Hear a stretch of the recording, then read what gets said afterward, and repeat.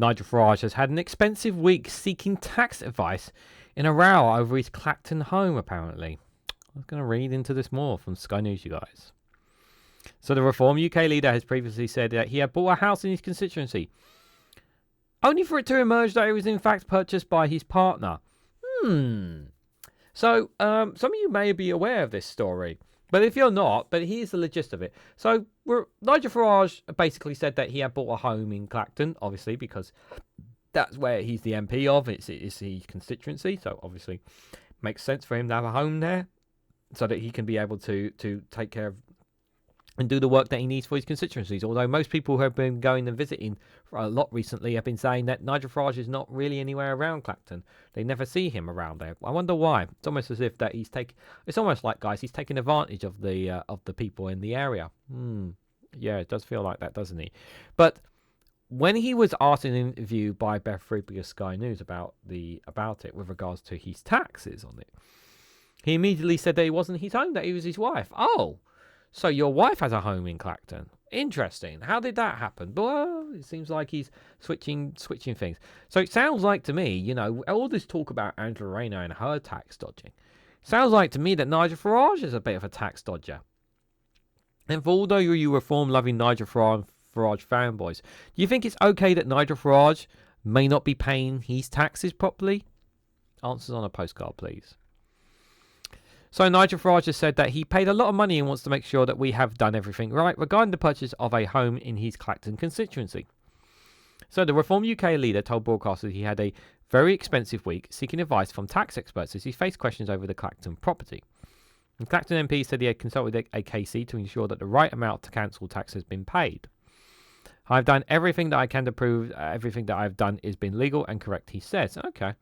Well, then you wouldn't mind us sharing all your tax information with the public, right? You wouldn't mind that. Oh, wait, you haven't shared it. I wonder why. Mr. Farage's lawyers, Grosvenor Law, said in a statement that they had received written advice from a KC that concludes that there is no underpayment of SDLT, that's stamp duty land tax, or that SDLT paid was properly calculated, and there is no basis to suggest that there has been any improper avoidance or evasion of tax in respect of the purchase. Okay, that's what they're saying. Reform's UK leader has been under scrutiny after he criticised former Deputy Leader Angela Rayner for failing to pay enough stamp duty for her home in Hove, East Essex. Why do I get the feeling this is going to come back to bite Nigel Farage? Maybe not now, but in the future. Last November, Mr. Farage told Sky News he just exchanged contracts on the house. I bought a house in Clacton. That's what he said last November, quotation. The Daily Mail later reported that it was his partner who bought the house, and in doing so, only paid standard stamp duty that is in her main home. Had Mr. Farage bought the house, he would have been liable for an additional $44,000 in tax as a second home purchase. Oh, yes, he would have.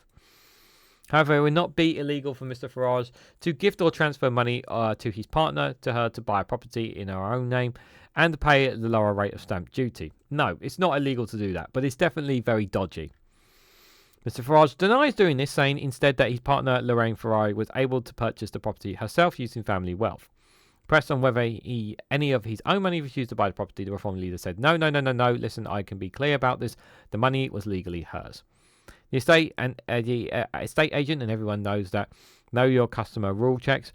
It was her legal money. She bought the house. The deeds are in her name. Council tax is in her name. I don't have any financial stake in it whatsoever, other than she lets me stay there. But then, given that I'm her partner, that's not really unusual. No, it's not unusual for you to be staying at your partner's home. Absolutely not. No one's debating that. What the question is, obviously, is that you claimed to have bought a house in Clacton in November.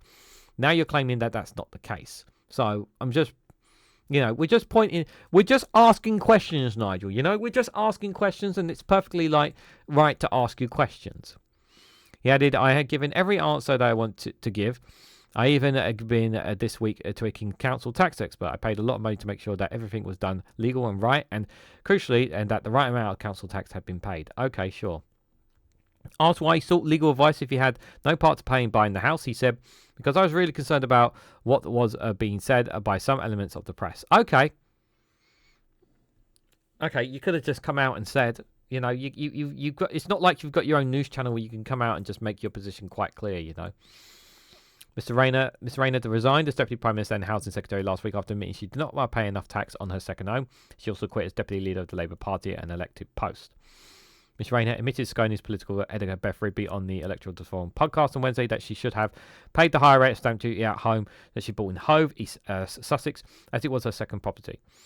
After referring herself to Sir Leon Magnus, the Prime Minister's independent ethics advisor, she resigned after she found she had breached the ministerial code. Following her resignation, Mr Farage said that her not paying enough stamp duty screams to entitlement. Screams to entitlement, says the hymn. Quote, it's a scream to a government that, despite all the promises that there would be a new, different kind of politics is bad, if not worse, than the ones that went before, he added. The race to replace Miss Rayner and Deputy Leader is now underway, and the two candidates face to vote for membership are Education Secretary Bridget Phillipson and the former Commons Leader Lucy Powell. Believe me when I say this, I would not be surprised, and I would not be surprised one bit if this comes back to bite Nigel Farage in some way, shape, or fashion. Like right now, it's a case of no, it looks like he's done all. Like it looks like. Don't be fooled. Like, do not be surprised if he's been caught tax dodging in some way, shape, or form. He has lied before, Nigel Farage.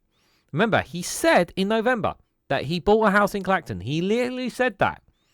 Now he's saying that his wife bought a house in Clacton. You can't tell me that there's not something fishy going on there. Should be watching very carefully. And again, like I said, it will come back to bite him one way or another. But what do you guys honestly think? Do you think Mr. Farage is avoiding paying his fair share of tax? Did he do everything legally? Let me know your thoughts and more on all this down in the comment section below. If you found this video interesting and informative, hit the like button, share it across social media, subscribe if you haven't already. Do check out Rumble and Patreon for exclusive content on those platforms. And instead of wasting your money on Reform UK, you can financially support me and the work that I do here by becoming a YouTube member for as little as 99p. Click the join button below this screen to support the work. So thank you all so much for watching, and I hope to catch you all very, very soon.